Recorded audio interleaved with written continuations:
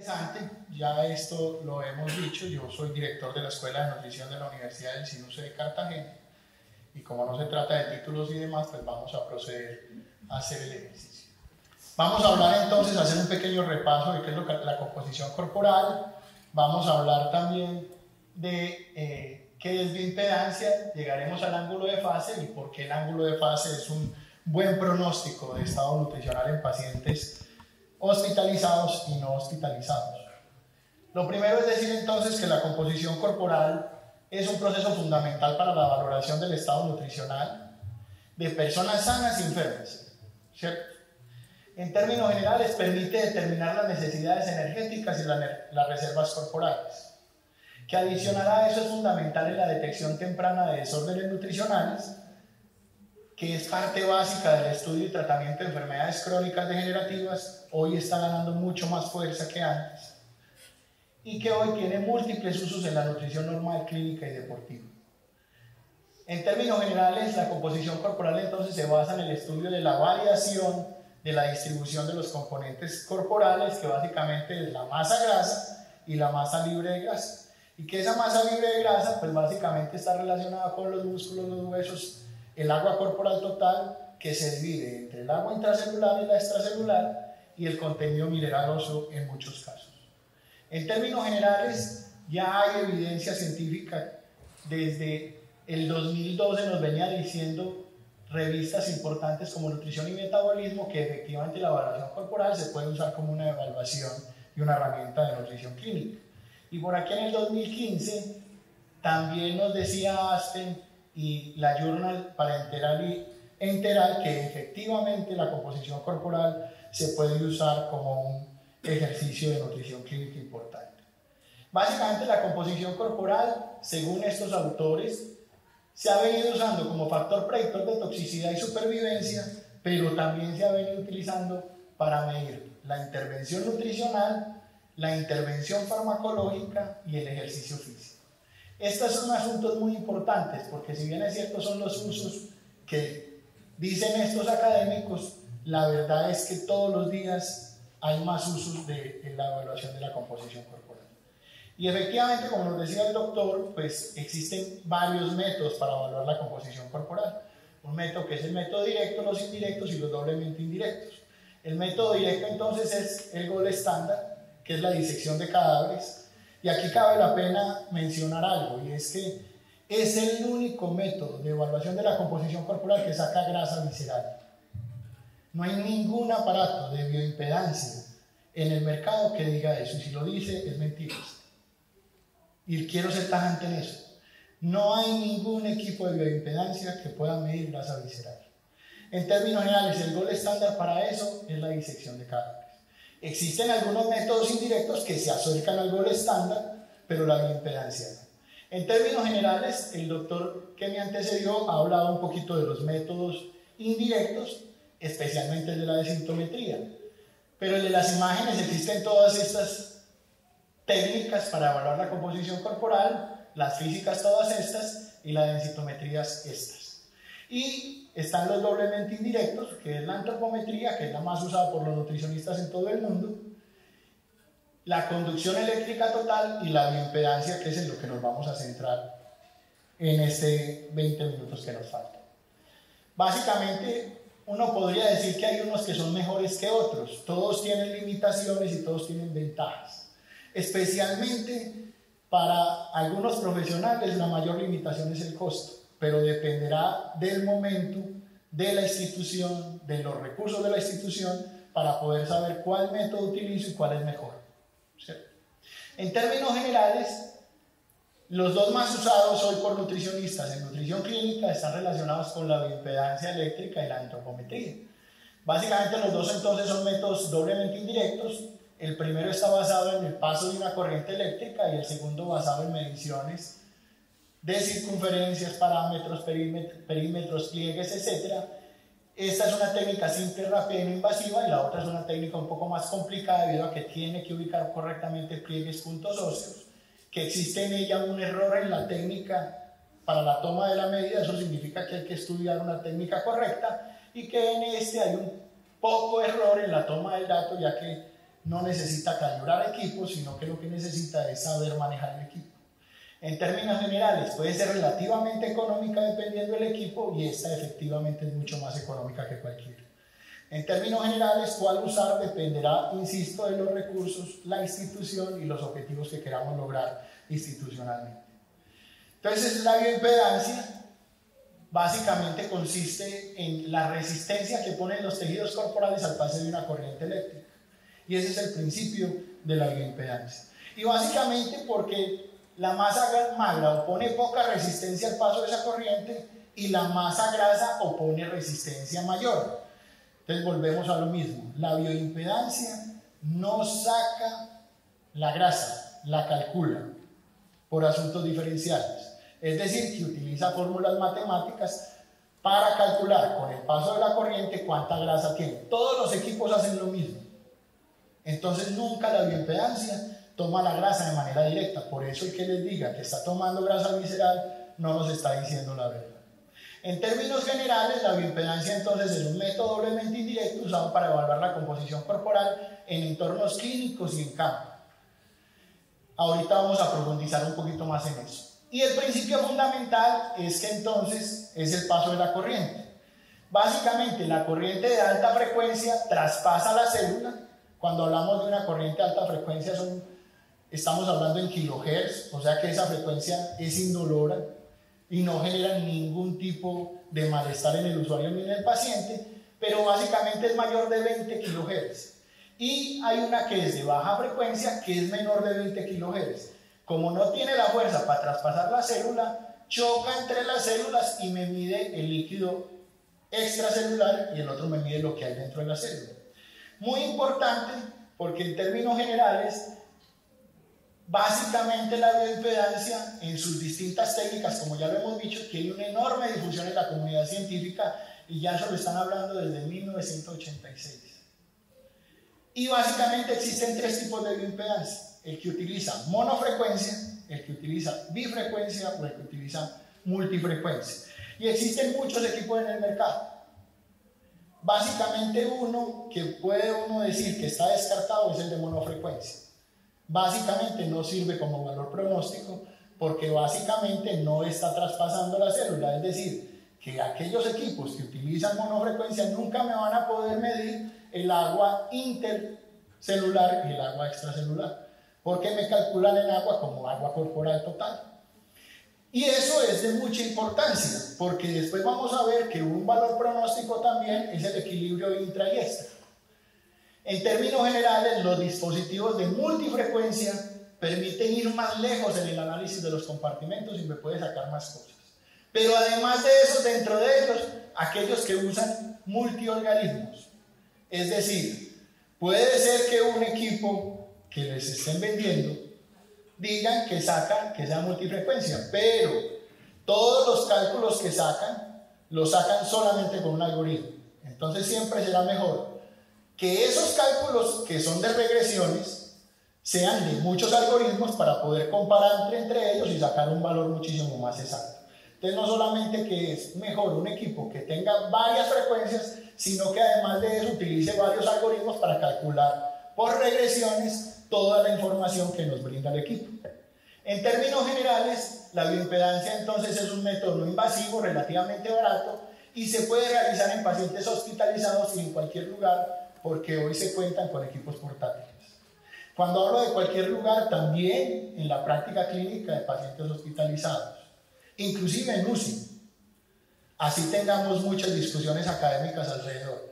Porque básicamente la importancia de la bioimpedancia es el paso de la corriente eléctrica. Y para una única cosa, o en el único caso en el que esa corriente no puede pasar por fluidos corporales, es en una persona en un cadáver. ¿Cierto? En términos generales, el ángulo de fase entonces proviene de dos cosas, o de dos datos que nos arroja la impedancia, y es la resistencia y la reactancia. Cuando hablamos de resistencia, es que el cuerpo por sí solo opone una resistencia, valga la redundancia, al paso de la corriente. Y a eso entonces los académicos sabios de la bioimpedancia le pusieron resistencia. Y como existe una segunda fuerza que la genera la membrana celular al paso de la corriente más bajita, Hay una fuerza que se opone que se llama la capacitancia, que es la fuerza o la manera en que la membrana celular es capaz de mantener la carga eléctrica. Y este es el principio fundamental de por qué la bioimpedancia y el ángulo de fase nos pueden hacer pronóstico nutricional. Recuerden que hoy hablamos en nutrición clínica en el mundo de nutrición celular. Y si hay algo que me está midiendo la capacidad de mantener la carga eléctrica, eso significa que me está midiendo la salud de la membrana celular y por ende de la célula, ¿cierto?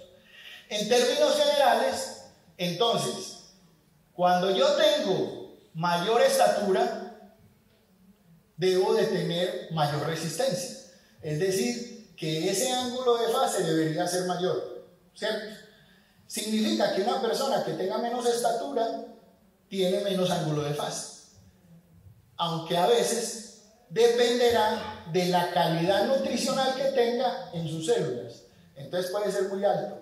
Pero si la capacidad que tienen las células de mantener la carga eléctrica no es buena, puede ser muy alto y lo que quiera, pero no va a tener un ángulo de fase sano. O sea que va a ser bajito. Significa que si a ustedes les llega un paciente a la clínica con un ángulo de fase menor a los valores de referencia, pues efectivamente ahí hay que poner una alerta. Enseguida lo vamos a ver, pero me voy a adelantar un poquito. El 75%, según algunas instituciones médicas, de los pacientes que llegan a las clínicas, llegan con problemas de desnutrición de base.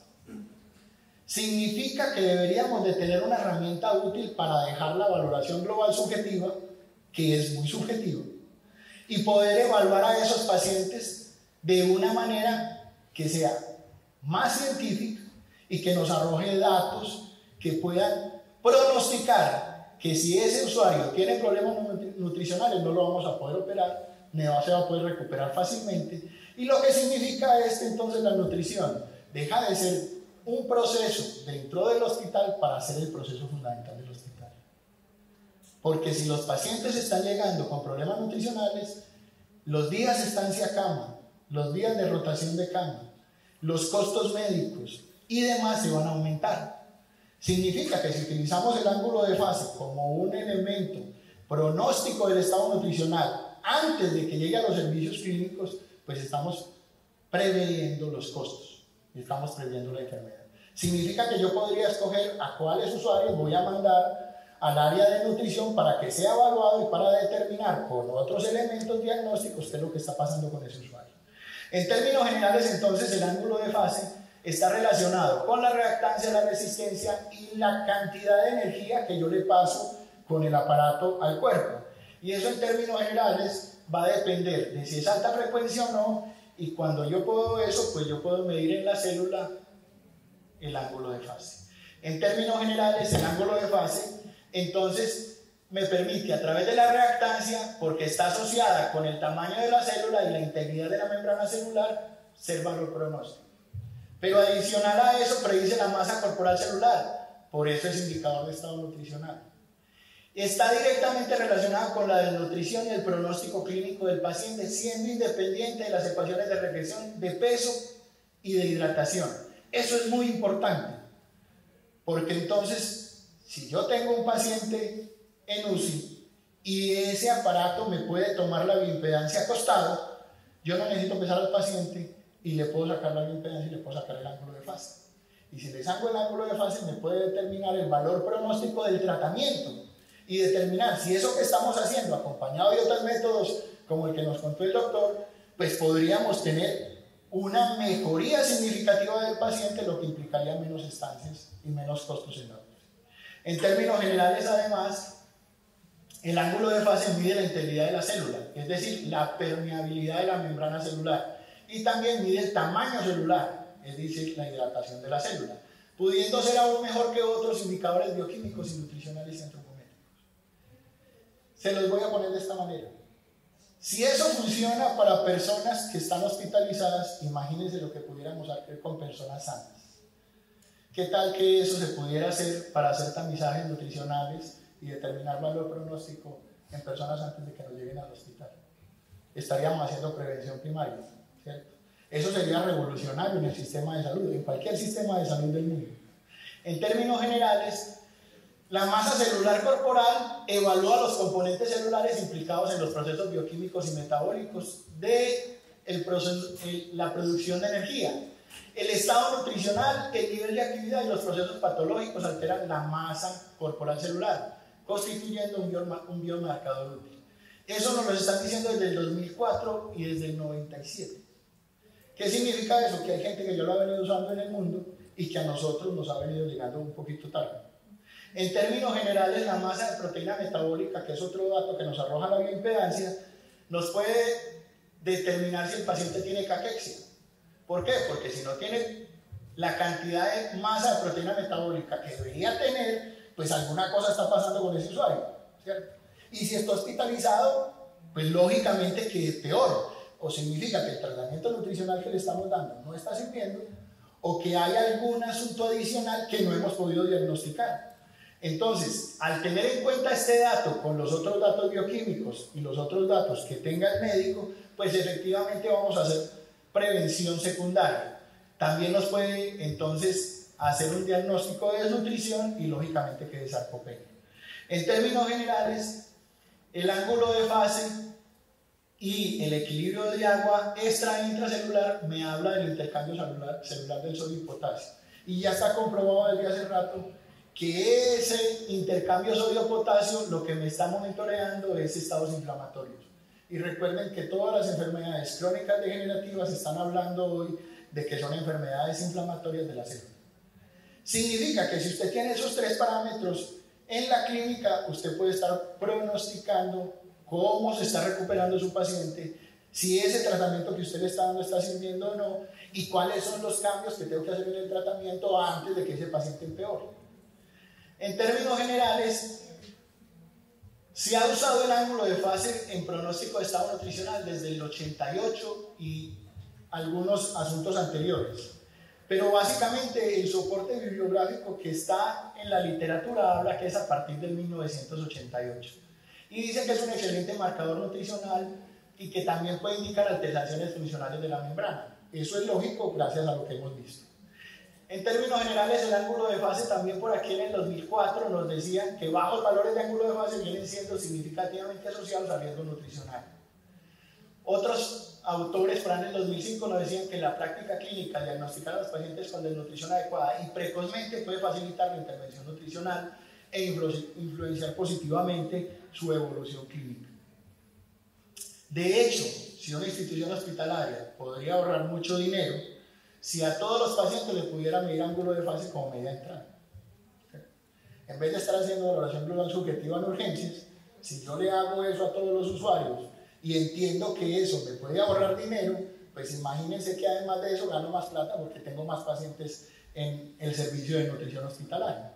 Entonces, efectivamente eso se cobra y efectivamente eso va a redundar en beneficio de la institución a la que uno representa. En términos generales, por aquí en 2006, decían que el ángulo de fase se ha interpretado como un indicador de integridad de la membrana y la distribución del agua entre el espacio intra y extracelular. Miren la importancia de la medida del agua intra y extra. Es no solamente el agua corporal total. Los aparatos que tengan la posibilidad de medir no solamente el agua corporal total tienen una limitación clínica para nosotros, ¿cierto? Del 2008 nos decían también que los estudios tienen sugerido que el ángulo de fase puede ser una herramienta sensible para evaluar el estado nutricional y la efectividad de las intervenciones de la dietoterapia. Por aquí en el 2000 y en el 95 nos decían algunos autores han estudiado el papel del ángulo de fase como indicador pronóstico y que se observó una asociación positiva entre el ángulo de fase y la supervivencia en pacientes con VIH. En el 2008 nos decían que eso también era con cáncer de mama. Los valores de ángulo de fase por bioimpedancia en 2013 y nos decían que también podía ser valor pronóstico. Pero adicional el ángulo de fase como indicador del estado nutricional en pacientes críticos. En términos generales, como hay equipos portátiles, pueden usar guantes de látex y ayudar a tomar la medida en el paciente. En este estudio concluyeron que el ángulo de fase en UCI puede ser útil para identificar esos pacientes desnutridos precozmente. Y otros autores también en 2015 decían que también eso se podía hacer para cáncer de colon, mama, pulmón, páncreas, esclerosis sistémica, cirrosis hepática, EPOC. Inclusive hoy se está trabajando con niños, experimentos en México para determinar si los equipos portátiles se pueden usar en niños. Eso nos cambiaría igualmente peso, talla y otra cantidad de cosas que venimos haciendo desde hace años. En Brasil estudiaron niños que tenían osteogénesis imperfecta y dijeron que el ángulo de fase podría ser pronóstico de mejoría de la enfermedad. Y que es otro estudio del 2008, este del 2008 dice la asociación entre el ángulo de fase y la actividad física. Lo quise traer para entender que también una manera de medir el entrenamiento de alta competencia que muchos de ustedes tienen en sus pacientes particulares, el ángulo de fase puede también ser útil para medir si ese entrenamiento está sirviendo o no. Y ya en ese abstract donde nos hablaban del ángulo de fase y el radio de impedancia, lo quise traer porque es muy actual, es del 2018, y lo que nos están diciendo es que el uso del rango de impedancia, ¿qué significa? Si la impedancia la estoy haciendo a 200, a 500 o a 1000, puede ser usado con ángulo de fase para mejorar el pronóstico del paciente. ¿Quién define si un aparato tiene 2000, 200, 1500? El fabricante. Básicamente no se han encontrado diferencias significativas en una impedancia mayor de 200. Entonces usar 500, 1000 te puede dar una diferencia muy poquita entre un dato y otro. Sin embargo, si se usa eso de manera conjunta nos puede dar mejores resultados. Y ahorita en 2009 salió esta revisión sistémica que nos dice, como la gran mayoría de revisiones, que aún nos falta explorar más la relación entre el ángulo de fase y la medición del impacto del riesgo nutricional o de la mejoría nutricional. ¿Qué significa eso? Que a pesar de que estemos hablando desde el 80, de que el ángulo de fase es indicador de pronóstico nutricional, tenemos que seguir haciendo investigaciones para poderlo corroborar. En términos generales, para terminar, quiero traer unas diapositivas relacionadas con el ángulo de fase y la promoción de la salud y la prevención de la enfermedad, entendiendo que la prevención de la enfermedad es prevención primaria y secundaria, que la prevención primaria básicamente lo que es que busca prevenir la enfermedad antes de que aparezca, y la secundaria es aquella que pretende prevenir que esa enfermedad avance. Si uno usa el ángulo de fase, puede saber, por ejemplo, que a medida que aumenta la edad disminuye el ángulo de fase. Significa que si yo tomo esta medida en personas o adultos mayores, yo puedo determinar la mejoría del estado nutricional. Y miren esta investigación, la última, que básicamente me está diciendo que se observó valores de ángulo de fase menores en pacientes de la tercera edad institucionalizados que aquellos que se movilizan normal. Tiene lógica, así la gente no lo crea. Adicional a eso, en esta investigación nos dicen que el ángulo de fase podría servir en la identificación del obeso metabólicamente activo. Y si nos vamos para sarcopenia, que está generada por todos estos elementos que ustedes saben más que yo, y que podría generar hasta riesgo de muerte y hospitalización, pues si efectivamente podemos determinar a través de la cantidad de proteína metabólica que no está funcionando, puedo prevenir la sarcopenia, puedo prevenir hospitalización y muerte. Y efectivamente ya por aquí en Tumor en 2011 nos decía que hay un impacto esperado del uso temprano de la composición corporal en la masa libre de grasa y en la desnutrición. Para terminar, entonces, hay que tener en cuenta sobre el ángulo de fase que se puede calcular a partir de regresiones o de mediciones. Que el equipo más importante es aquel que lo mide directamente, no el que lo hace a través de regresiones y cálculos. Que cada investigador en el mundo ha identificado valores propios de ángulo de fase. Que adicional a eso, los valores son diferentes para hombres y para mujeres. Que se han documentado diferencias estadísticamente en razas. Que además de eso puede ser utilizado de diversas maneras, como ya lo hemos mencionado en la charla, que no se ha usado aún en procesos de prevención y que su uso podría disminuir los costos de atención de los sistemas de salud, incluyendo las instituciones clínicas. Que el ángulo de fase entonces es una herramienta rápida y eficaz en el pronóstico de estado nutricional porque mide la integridad de la célula, mide el tamaño de la célula, puede ser aún mejor que otros indicadores nutricionales bioquímicos y antropométricos, está directamente relacionado con la desnutrición y el pronóstico clínico, es independiente de las ecuaciones de relación del peso, puede ser medido incluso en situaciones de asitis y edema, Y en personas no hospitalizadas se requieren más investigaciones. Muchísimas gracias.